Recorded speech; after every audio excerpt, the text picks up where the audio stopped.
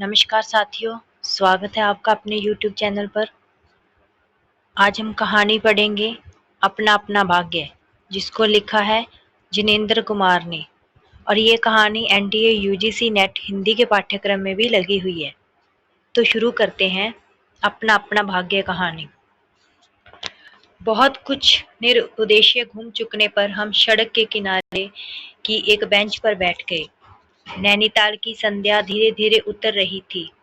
रुई के रेशे से भाप से बादल हमारे सिरों को छू छू कर बेरोक टोक घूम रहे थे। हल्के प्रकाश और अंधियारी से रखकर कभी वे नीले दिखते, कभी सफेद और फिर देर में अरुण पड़ जाते। वे जैसे हमारे साथ खेलना चाह रहे थे। पीछे हमारे पोलो वाला मैदान फैला था। सामने अंग्रेजों का एक प्रमोद गृह था, जहाँ सुहावना रसीला बाजा बज रहा था, और पार्श्व में था वही सुरमय अनुपम नैनीताल। ताल में किश्तियां अपने सफेद पाल उड़ाती हुई एक दो अंग्रेजी यात्रियों को लेकर इधर से उधर और उधर से इधर खेल रही थी। कहीं कुछ अंग्रेज एक एक देवी सामने प्रतिस्थापित कर अपनी सुई सी शक्ल की डोंगियां को मानो शर्त बांधकर सरपट दौड़ा रहे थे। कहीं किनारे पर कुछ साहब अपनी बंसी डाले सधैर्य एकाग्र इकसत एकनिष्ठ मछली चिंतन कर रहे थे। पीछे पोलो लान में बच्चे किलकारियां मारते हुए हॉकी खेल रहे थे। शोर मारपीट गाली गलौज भी जैसे खेल का ही अंश था। इस तमाम खेल को उतने क्षणों का उद्देश्य बना वह बालक अपना सारा मन, सारी देह, समग्र बल और समूची विदा लगाकर मानो खत्म कर देना चाहते थे। उन्हें आगे की चिंता न थी, बीते का ख्याल न था। वे शुद्ध तत्काल के प्राणी थे। वे शब्द की संपूर्ण सच्चाई के साथ जीवित थे। सड़क पर नर नारियों का अविरल प्रवाह आ रहा था और जा रहा था। उसका न और था न शोर। यह प्रवाह कहाँ जा रहा था और कहाँ से आ रहा था, कौन बता सकता है। सब उम्र के, सब तरह के लोग उसमें थे। मानो मनुष्यता के नमूनों का बाजार सजकर सामने से इठलाता निकला चला जा रहा हो। अधिकार गर्व में तड़े अंग्रेज उसमें थे और चिथड़ों से सजे घोड़ों की बाग थामे वे पहाड़ी उसमें थे, जिन्होंने अपनी प्रतिष्ठा और सम्मान को कुचलकर शून्य बना लिया है और जो बड़ी तत्परता से दुम हिलाना सीख गए हैं। भागते खेलते हंसते शरारत करते लाल लाल अंग्रेज बच्चे थे और पीली पीली आंखें फाड़े पिता की उंगली पकड़कर चलते हुए अपने हिंदुस्तानी नौनिहाल भी थे। अंग्रेज पिता थे जो अपने बच्चों के साथ भाग रहे थे, हंस रहे थे और खेल रहे थे। उधर भारतीय पितृदेव भी थे जो बुजुर्गी को अपने चारों तरफ लपेटे धन संपन्नता के लक्षणों का प्रदर्शन करते हुए चल रहे थे। अंग्रेज रमणियां थी जो धीरे धीरे नहीं चलती थी, तेज चलती थी। उन्हें न चलने में थकावट आती थी, न हंसने में मौत आती थी। कसरत के नाम पर घोड़े पर भी बैठ सकती थी और घोड़े के साथ ही साथ जरा जी होते ही किसी किसी हिंदुस्तानी पर कौड़े भी फटकार सकती थी। वे दो दो तीन तीन चार चार की टोलियों में निशंक निरापद इस प्रवाह में मानो अपने स्थान को जानती हुई सड़क पर चली जा रही थी। उधर हमारी भारत की कुल लक्ष्मी सड़क के बिल्कुल किनारे दामन बचाती और संभालती हुई साड़ी की कई तहों में सिमट सिमट कर लोक लाज, स्त्रीत्व और भारतीय गरिमा के आदर्श को अपने परिवेष्टनों में छिपाकर सहमी सहमी धरती में आंख गाड़े कदम कदम बढ़ रही थी। इसके साथ ही भारतीयता का एक और नमूना था। अपने कालेपन को खुरच खुरच कर बहा देने की इच्छा करने वाला अंग्रेजी आधा पुरुषोत्तम भी थे, जो नेटिवों को देखकर मुंह फेर लेते थे और अंग्रेज को देखकर आंखें बिछा देते थे और दुम हिलाने लगते थे। वैसे वे अकड़कर चलते थे मानो मातृभूमि को इसी अकड़ के साथ कुचल कुचल कर चलने का उन्हें अधिकार मिला है। घंटे के घंटे सरक गए, अंधकार गाढ़ा हो गया, बादल सफेद होकर जम गए। मनुष्यों का वह तांता एक एक कर क्षीण हो गया। अब इक्का दुक्का आदमी सड़क पर छतरी लगाकर निकल रहा था। हम वहीं के वहीं बैठे थे। सर्दी सी मालूम हुई, हमारे ओवरकोट भीग गए थे। पीछे फिरकर देखा, यह लाल बर्फ की चादर की तरह बिल्कुल स्तब्ध और सुन्न पड़ा था। सब सन्नाटा था। तल्ली लाल की बिजली की रोशनियां दीपमालिका सी जगमगा रही थी। वह जगमगाहट 2 मील तक फैले हुए प्रकृति के जल दर्पण पर प्रतिबिंबित हो रही थी और दर्पण का कांपता हुआ, लहरें लेता हुआ वह जल प्रतिबिंबों को 100 गुना 1000 गुना करके उनके प्रकाश को मानो एकत्र और पूंजीभूत करके व्याप्त कर रहा था। पहाड़ों के सिर पर की रोशनाइयां तारों सी जान पड़ती थी। हमारे देखते देखते एक घने पर्दे ने आकर इन सबको ढक दिया। रोशनियां मानो मर गई, जगमगाहट लुप्त हो गई। वे काले काले भूत से पहाड़ भी इस सफेद पर्दे के पीछे छिप गए। पास की वस्तु भी न दिखने लगी, मानो यह घनीभूत प्रलय था। सब कुछ इस घनी गहरी सफेदी में दब गया। एक शुभ्र महासागर ने फैलकर संस्कृति के सारे अस्तित्व को डुबो दिया। ऊपर नीचे चारों तरफ वह निर्भेद्य सफेद शून्यता ही फैली हुई थी। ऐसा घना कोहरा हमने कभी न देखा था। वह टप टप टपक रहा था। मार्ग अब बिल्कुल निर्जन चुप था। वह परवाह न जाने किन घोंसलों में जा छिपा था। उस वृद्धाकार शुभ्र शून्य में कहीं से 11 बार टन टन हो उठा, जैसे कहीं दूर कब्र में से आवाज आ रही हो। हम अपने अपने होटलों के लिए चल दिए। रास्ते में 2 मित्रों का होटल मिला। दोनों वकील मित्र छुट्टी लेकर चले गए। हम दोनों आगे बढ़े। हमारा होटल आगे था। ताल के किनारे किनारे हम चले जा रहे थे। हमारे ओवरकोट तर हो गए थे। बारिश नहीं मालूम होती थी, पर वहां तो ऊपर नीचे हवा से कण कण में बारिश थी।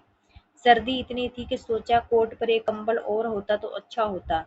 रास्ते में ताल के बिल्कुल किनारे पर बेंच पड़ी थी। मैं जी में बेचैन हो रहा था। झटपट होटल पहुंचकर इन भीगे कपड़ों से छुट्टी पा गर्म बिस्तर में छिपकर सोना चाहता था। पर साथ के मित्रों की सनक कब उठेगी, कब थमेगी, इसका पता न था। और वह कैसी क्या होगी, इसका भी कुछ अंदाज न था। उन्होंने कहा, आओ जरा यहाँ बैठें। हम उस चौथे कोहरे में रात के ठीक 1 बजे तालाब के किनारे उस भीगी बर्फ से ठंडी हो रही लोहे की बेंच पर बैठ गए। 5, 10, 15 मिनट हो गए। मित्र के उठने का इरादा न मालूम हुआ। मैंने खिसियाकर कहा, चलिए भी, अरे जरा बैठो भी। हाथ पकड़कर जरा बैठने के लिए जब इस जोर से बिठा लिया गया तो और चारा ना रहा। लाचार बैठे रहना पड़ा। सनक से छुटकारा आसान न था, और यह जरा बैठना जरा न था, बहुत था। चुपचाप बैठे तंग हो रहा था, कुढ़ रहा था कि मित्र अचानक बोले, देखो वह क्या है। मैंने देखा, कोहरे की सफेदी में कुछ ही हाथ दूर से एक काली सी सूरत हमारी तरफ बढ़ी आ रही थी। मैंने कहा, होगा कोई। 3 गज की दूरी से दिख पड़ा एक लड़का सिर के बड़े बड़े बालों को खुजलाता चला जा रहा है। नंगे पैर हैं, नंगा सिर, एक मैली सी कमीज लटकाए है। पैर उसके न जाने कहाँ बढ़ रहे हैं, और वह न जाने कहाँ जा रहा है, कहाँ जाना चाहता है। उसके कदमों में जैसे कोई न अगला है, न पिछला है, न दायां है, न बायां है। पास ही चुंगी की लालटेन के छोटे से प्रकाशवृत्त में देखा, कोई 10 वर्ष का होगा। गोरे रंग का है, पर मैल से काला पड़ गया है। आंखें अच्छी बड़ी पर रूखी हैं। माथा जैसे अभी से झुर्रियां खा गया है। वह हमें न देख पाया। वह जैसे कुछ भी नहीं देख रहा था। न नीचे की धरती, न ऊपर चारों तरफ फैला हुआ कोहरा, न सामने का तालाब और न बाकी दुनिया। वह बस अपने विकट वर्तमान को देख रहा था। मित्र ने आवाज दी, ए। उसने जैसे जाकर देखा और पास आ गया। तू कहाँ जा रहा है? उसने अपनी सूनी आंखें फाड़ दी। दुनिया सो गई, तू ही क्यों घूम रहा है? बालक मौन मूक फिर भी बोलता हुआ चेहरा लेकर खड़ा रहा। कहाँ सोएगा? यहीं कहीं। कल कहाँ सोया था? दुकान पर। आज वहां क्यों नहीं? नौकरी से हटा दिया। क्या नौकरी थी? सब काम, 1 रुपया और जूठा खाना। फिर नौकरी करेगा? हाँ। बाहर चलेगा? हाँ। आज क्या खाना खाया? कुछ नहीं। अब खाना मिलेगा? नहीं मिलेगा। यूं ही सो जाएगा? हाँ। कहाँ? यहीं कहीं। इन्हीं कपड़ों में? बालक फिर आंखों से बोलकर मुंह खड़ा रहा। आंखें मानो बोलती थी, यह भी कैसा मूर्ख प्रश्न। माँ बाप हैं? हैं। कहाँ? 15 कोस दूर गांव में। तू भाग आया? हाँ। क्यों? मेरे कई छोटे भाई बहन हैं, सो भाग आया। वहाँ काम नहीं, रोटी नहीं। बाप भूखा रहता था और मारता था, माँ भूखी रहती थी और रोती थी, सो भाग आया। एक साथी और था उसी गांव का, मुझसे बड़ा था। दोनों साथ यहाँ आए। वह अब नहीं है। कहाँ गया? मर गया। मर गया? मर गया? हाँ साहब ने मारा, मर गया। अच्छा, हमारे साथ चल। वह साथ चल दिया। लौटकर हम वकील दोस्तों के होटल में पहुंचे। वकील साहब, वकील लोग होटल के ऊपर के कमरे से उतरकर आए। कश्मीरी दो शाला लपेटे थे, मोजे जड़े, पैरों में चप्पल थी, स्वर में हल्की सी झुंझलाहट थी, कुछ लापरवाही थी। हाँ, फिर आप कहिए। आपको नौकर की जरूरत थी ना? देखिए, यह लड़का है। कहाँ से ले आए? इसे आप जानते हैं? जानता हूँ, यह बेईमान नहीं हो सकता। अजी, ये पहाड़ी बच्चे बड़े शैतान होते हैं। बच्चे बच्चे में गुल छिपे रहते हैं। आप भी क्या अजीब हैं, उठा लाए कहीं से। लो जी, यह नौकर लो। मानिए तो यह लड़का अच्छा निकलेगा। आप भी जी बस खूब है। ऐरे गहरे को नौकर बना लिया जाए, अगले दिन वह ना जाने क्या क्या लेकर चंपत हो जाए। आप मानते ही नहीं, मैं क्या करूं? माने क्या खाक? आप भी जी अच्छा मजाक करते हैं। अच्छा, अब हम सोने जाते हैं। और वे 4 रुपए रोज के किराए वाले कमरे में सजी मसूरी पर सोने झटपट चले गए।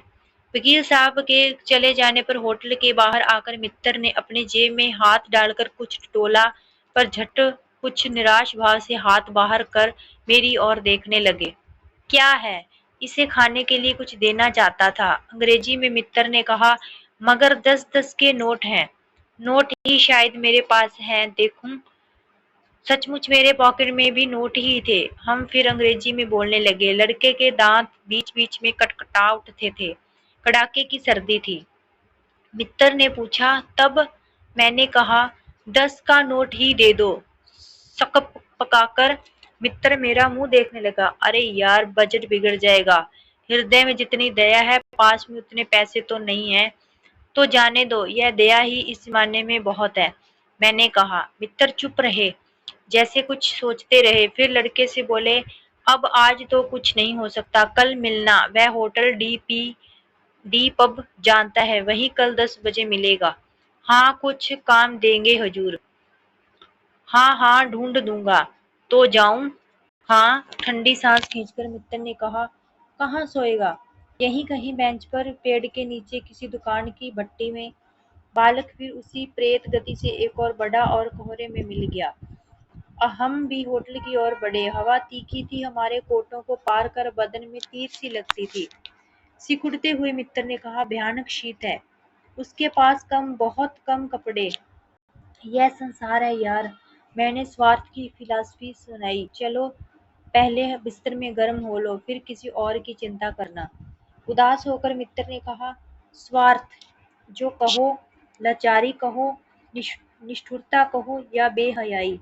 दूसरे दिन नैनीताल, स्वर्ग के किसी काले गुलाम पशु के दुलारे का वह बेटा, वह बालक निश्चित समय पर हमारे होटल डी पब में नहीं आया।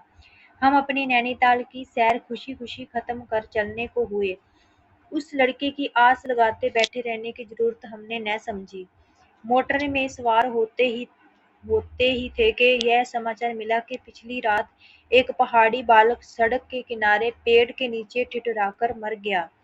मरने के लिए उसे वही जगह, वही 10 वर्ष की उम्र और वही काले चिथड़ों की कमीज मिली। आदमियों की दुनिया ने बस यही उपहार उसके पास छोड़ा था। पर बताने वालों ने बताया कि गरीब के मुंह पर छाती, मुट्ठी और पैरों पर बर्फ की हल्की सी चादर चिपक गई थी, मानो दुनिया की बेहयाई ढकने के लिए प्रकृति ने शव के लिए सफेद और ठंडे कफन का प्रबंध कर दिया था। सब सुना और सोचा, अपना अपना भाग्य। धन्यवाद।